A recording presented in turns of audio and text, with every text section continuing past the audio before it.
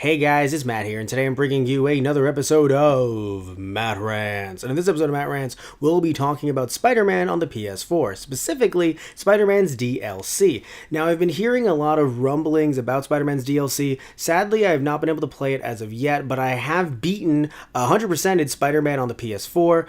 I loved it to death. I'm going to be doing a review of that and the DLC in November, so definitely check that out on this channel. But as of right now, the reason why we're bringing it up is because a lot of people have been talking about it and saying that it is too short. Some people have clocked it in at 3 hours, and I kind of want to ask the question, is Spider-Man's DLC worth it? But before we answer the question, let's look at a few different things. So first of all, the DLC overall is called The City That Never Sleeps. The one that just came out on October 23rd is called The Heist. I'm not going to spoil any of the DLCs, so if you guys want to see anything involving them storyline-wise, you can look that up online, but I'm not going to talk about any spoilers whatsoever, even though the DLC was actually talked about before the game was even released, which definitely rubbed people the wrong way as well. But anyway, so the one that was just released out of this three-part DLC was The Heist. The second part was The City That Never Sleeps, and the second part was Turf Wars, and the third part was Silver Lining. So all three of those come together to form The City That Never Sleeps. Now, the DLC overall, getting all three parts, is $25. Buying the game itself, of course, is $60, and there was a way to save $5 if you bought them both in a bundle. I don't know if it was digital exclusive or if you could also get it by purchasing the game and getting a digital code. But I would assume that they did the digital code thing if you wanted to. So either way, the point is this worth $25, or technically $20 again, depending on how you got it? Well, we do have to look at a few things. So, is it worth $25 simply clocking in at 3 hours? No, definitely not. But that doesn't exactly answer the question. And the reason why, well, there's a few things. First of all, even though I didn't want to watch all of these YouTubers talking about this because I didn't want to have my point tainted at all, or, accidentally pick up a point here and there or anything like that. But seeing people say online in general, oh, it clocks in at 3 hours, my question is that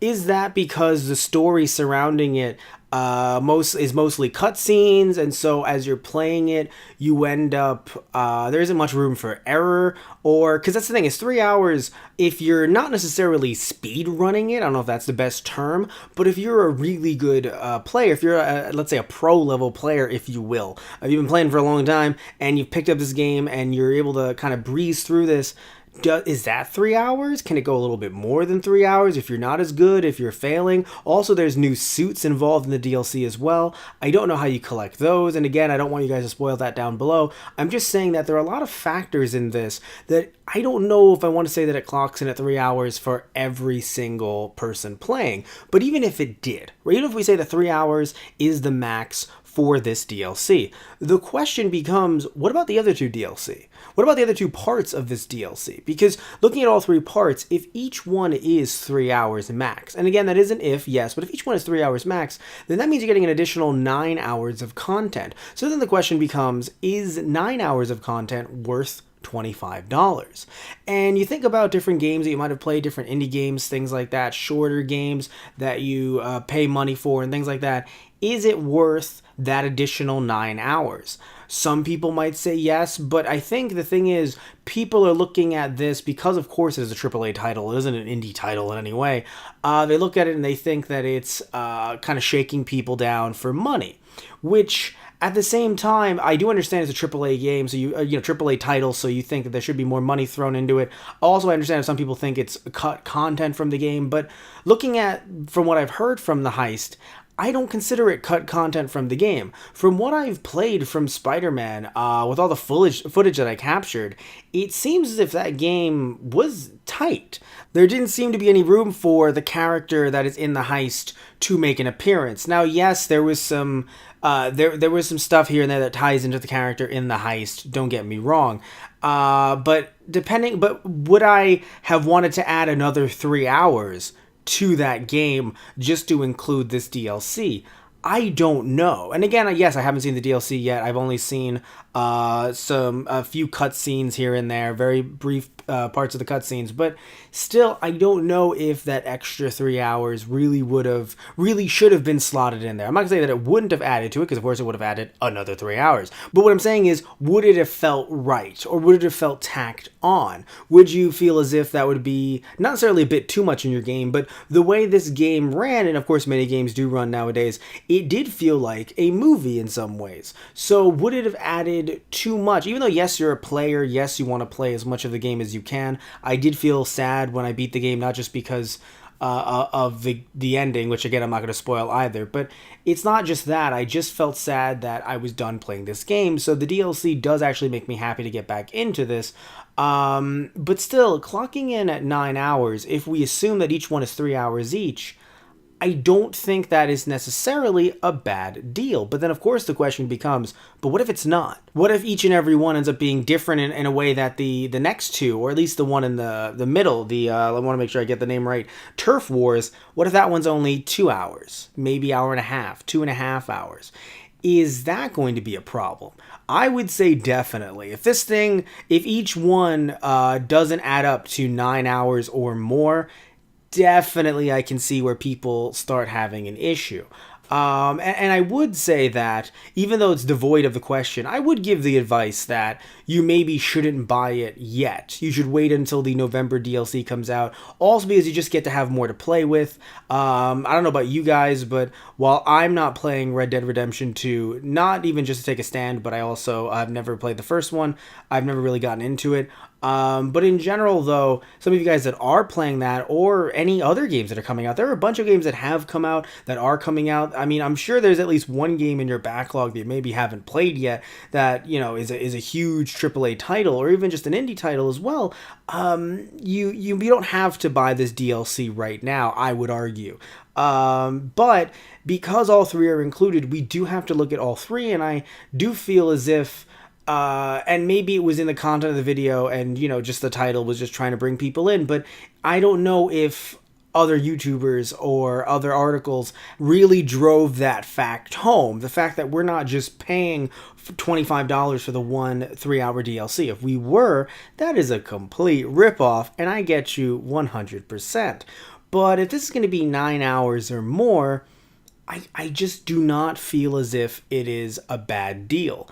The fact that we could get new costumes, new gear, continue the story of Spider-Man, and interestingly enough, from the way that this one article that I see, the fact that it is considered the first DLC, and there's a good chance that we could actually be getting more Spider-Man DLC for what I consider an affordable price, and getting extra gameplay for I don't know how long.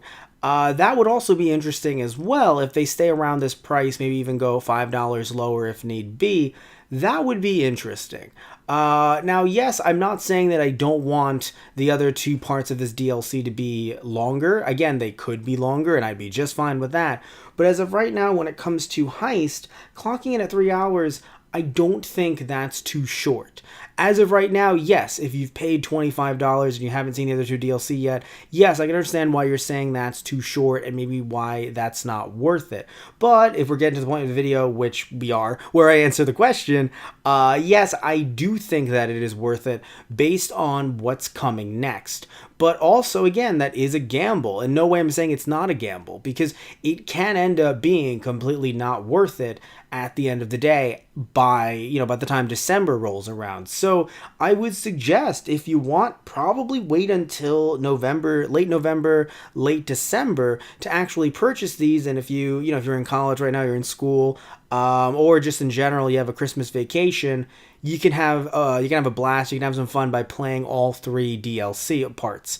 Every time I see the parts, I think of them as different DLC, but no, it does all tie into the city that never sleeps. But either way, as we're wrapping this episode of Matt Rants up, I want to know what you guys think. Do you think we're getting enough gameplay? Do you think we're not getting enough gameplay? Do you think maybe there's too much story in a sense? You would want to just have more time experiencing, getting new challenges, things like like that without being tied to one specific story? Maybe that's the issue for you. Do you think that 25 is too much? What do you think? Do you think that the parts should have been separate, perhaps? Maybe we could have, paid $5 for each part instead of being wrapped into a 3-part, a $25 DLC that spreads out. That I'll give you if that's your point. But I do want to know what you guys think overall, or maybe you think that this was completely worth it, 100%, you love the game, and you just need more. Because frankly, I'll say that, as I said earlier, I do think that we got enough from the game. I want more, but I don't think we need it as if they deprived us of it. There are many games out there that DLC definitely feels like we've been deprived from in-game content, but thus far, I think the stories were told. I really do. But again, tell me what you guys think down below. Thank you so much for listening in. Thank you so much for watching. Please remember to like and subscribe if you liked the video. If you didn't like the video, you can still like and subscribe either way. And definitely tune in next time for another episode of Matt Rants. We're doing a lot this week. And also check out the different reviews that we have on this channel as well. Like I mentioned earlier, Spider-Man will be coming next month alongside a DLC review. So I can't wait to get my hands on that. Or maybe I can wait. Right? As I said earlier, I might wait a little bit longer, maybe close enough that I can get the November DLC as well. We'll find out. I'll find out as well. My bank account will also find out. So thank you all. Love you all. Take care. Tune in next time. See ya.